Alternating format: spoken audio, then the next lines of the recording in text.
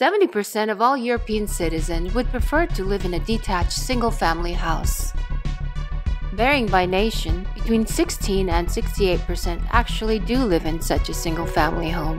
However, the individual dream of owning a house with a private garden often turns into a nightmare when it is realized collectively. Urban sprawl, land ceiling, and excessive use of grassland are contributing to the fact that this form of housing is increasingly being criticized in public discourse. In addition, the consumption of resources and energy when building and operating a house is becoming more and more important. For example, 1,400 kilowatt-hours of energy are required to erect 1 cubic meter of reinforced concrete wall. In addition, real estate prices and construction costs have exploded in recent years. Even if you already own an old house, new upcoming regulations by the European Union will force you to thermally renovate your home and replace your gas or oil heating with an electric heat pump within the next few years.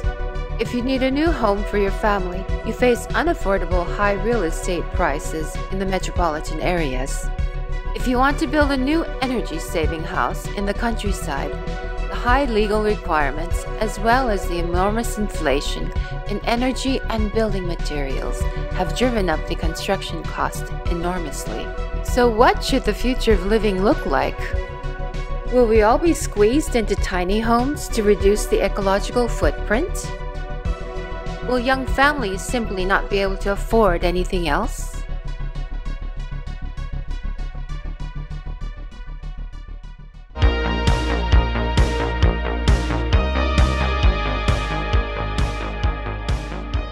The Pneumoplanet Earth House system offers a solution to these challenges. These ultra-lightweight membrane structures are partially buried in the ground to benefit from the soil's thermal properties. The internal air pressure counteracts the external earth pressure. Individual room modules are connected to form complete buildings. They are inexpensive to manufacture and quick to install. They only require a minimum of material and therefore very little primary energy in production. The surrounding on-site soil is a gift from nature and takes on the functions that extremely thick walls would otherwise perform.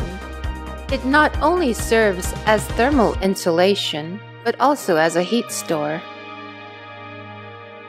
Architect Thomas Herzig developed the concept for the inflatable Pneumoplanet Earth House, which is based on space technology. He previously developed an inflatable lunar habitat for the European Space Agency.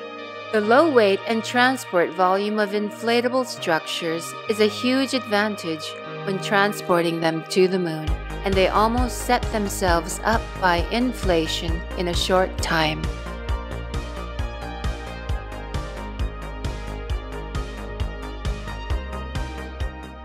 The inflatable habitat will be covered with loose lunar sand and thus protected from cosmic rays and extreme temperatures.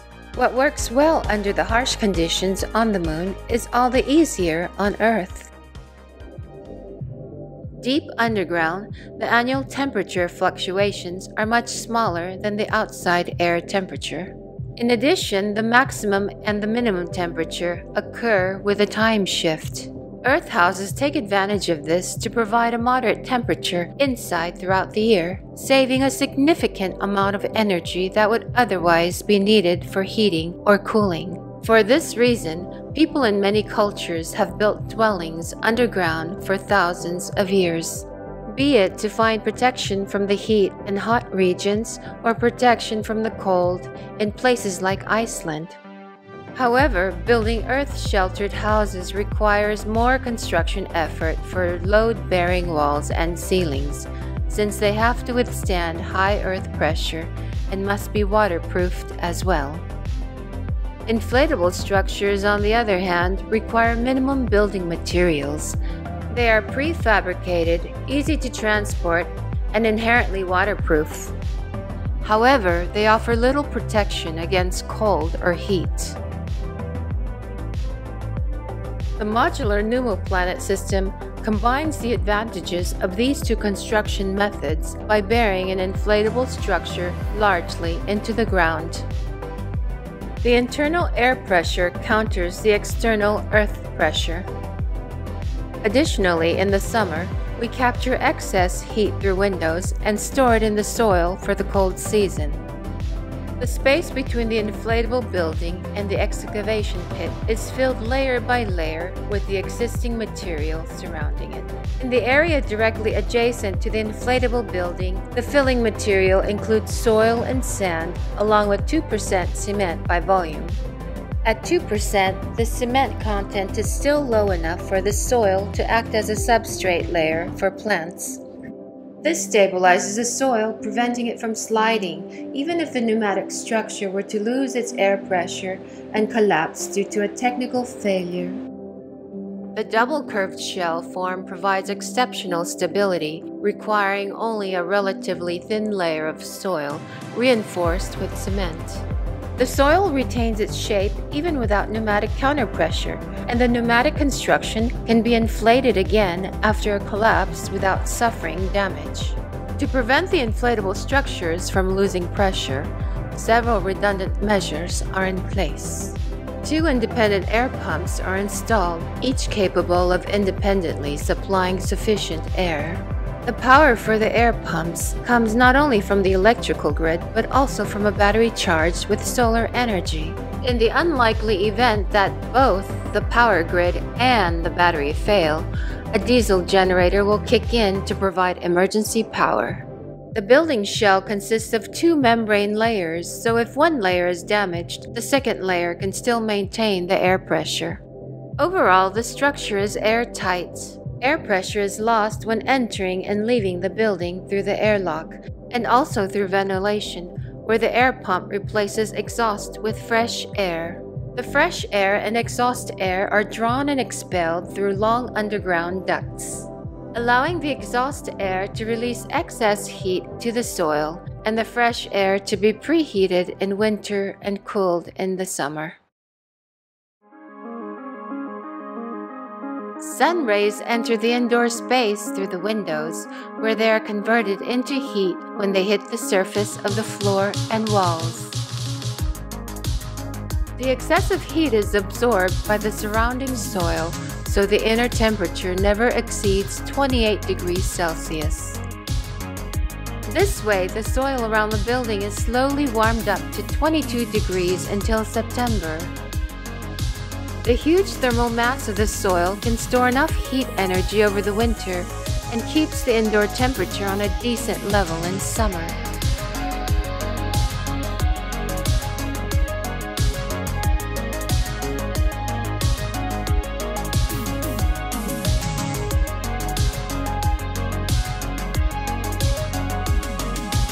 The heat from the inside of the building is forced to bypass a horizontal heat insulation.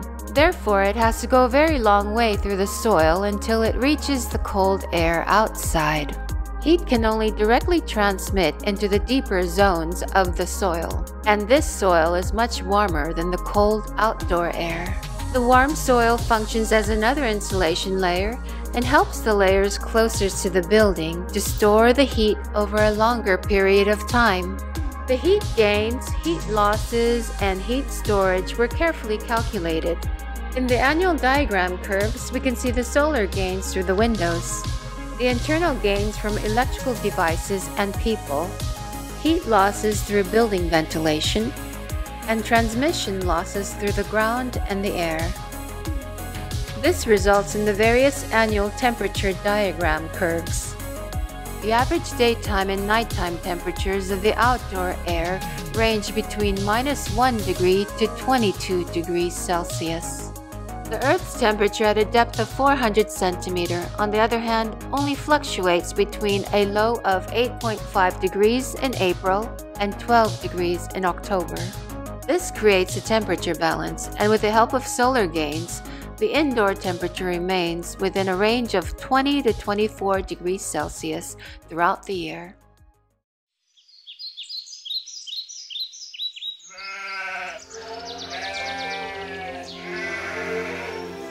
Yeah.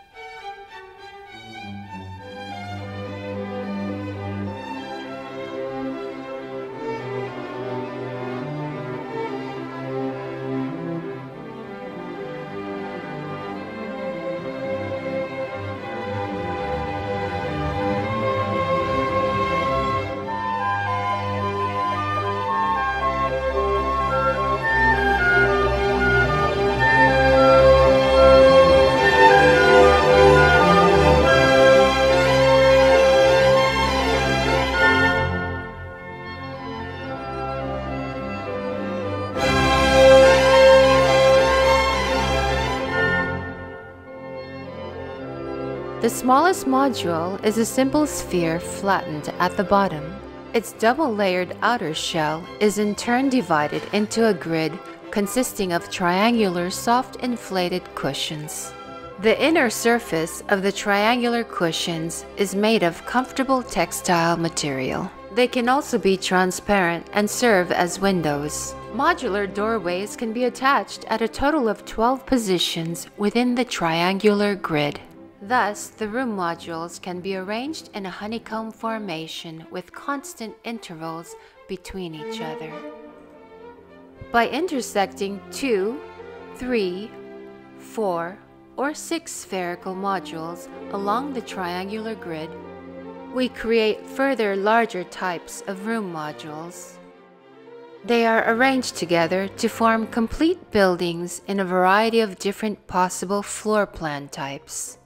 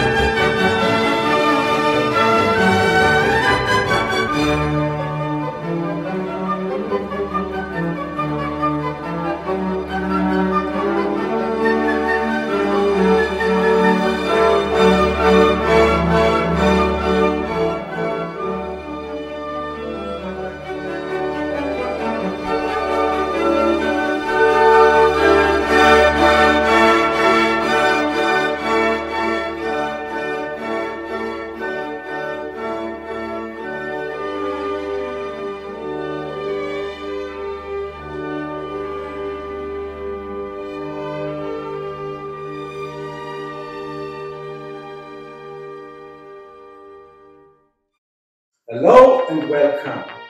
A new Planet Earth house offers a completely novel living experience. Inside it's cozy, round and soft, like a womb of Mother Earth, embedded in nature. For some who might have more conservative ideas about their own home, the design might be too avant-garde and too futuristic, or they may not embrace the idea of living partially underground. And that's legitimate too. But here are the hard facts. A Pneumo Planet Earth house requires no energy for heating in the winter and also no energy for cooling in the summer. It requires almost no building material and thus already has a significantly lower ecological footprint during the production process.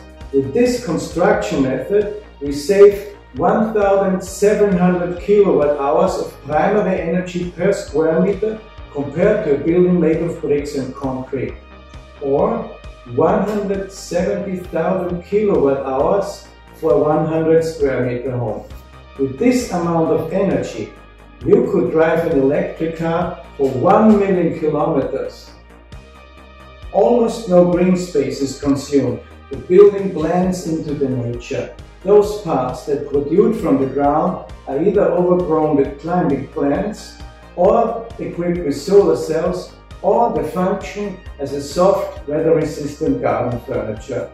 A Pneumo Planet Earth house is approximately 1,000 euro cheaper per square meter to construct compared to a conventional house.